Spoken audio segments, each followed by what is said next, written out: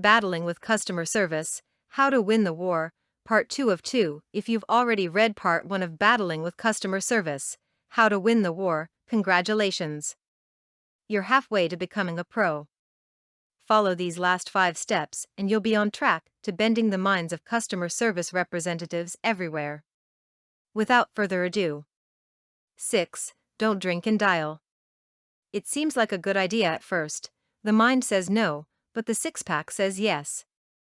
You've had a great relationship for years. Why throw it all away over a silly dispute? You decide to pick up that phone one last time and see if they realize what they're missing. Has this logic ever worked? Here's a hint: no. Calling customer service in an obviously altered state of mind will cause your pleas to fall on deaf, yet slightly amused, ears.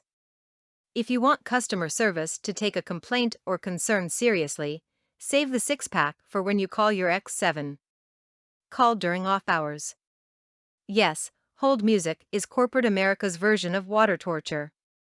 To keep your sanity intact, try calling during off hours. What are off hours, you ask? If Company X has 24/7 customer service, try calling after 10 p.m.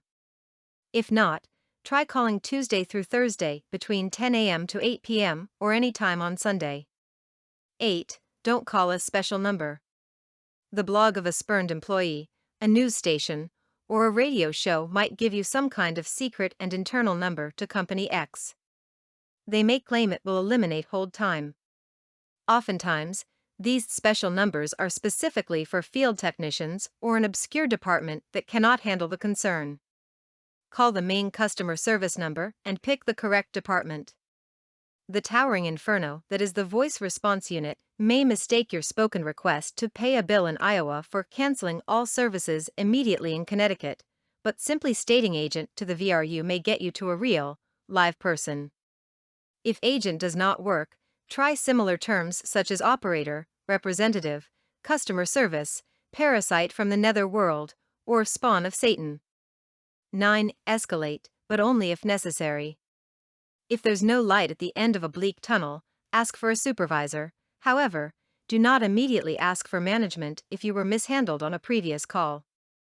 Customer service representatives undergo weeks of training and, oftentimes, are more familiar with current customer issues than their supervisors. Supervisors are there to ensure that customer service representatives are doing their jobs. It is the job of the customer service representative to handle your call and concern. 10. Carefully consider contacting outside regulatory authorities. If absolutely necessary, contact the Federal Communications Commission, established in 1934 to regulate communications by wire, cable, satellite, radio, and television. Complaints to the FCC are taken seriously and will be handled at Company X by a department well trained on their rules and regulations. Due to the escalated nature of this department, they may have higher hold times and more restricted hours of operation than regular customer service. If you've been completely, hideously, utterly, and unforgivably wronged, feel free to call a regulatory organization. If you'd like to voice a complaint, but do not need any further action taken regarding your concern, call or email the company itself. If you follow these 10 tips, the balance may swing in your favor. May the customer service workforce be with you. For more content like this, please visit learnforfree.biz. Content produced and distributed by AllSuperInfo. All rights reserved. Discover the proven formula for automated sales and success that you can apply to your business in under 30 minutes. Reserve your seat at allsuper.info/webinar.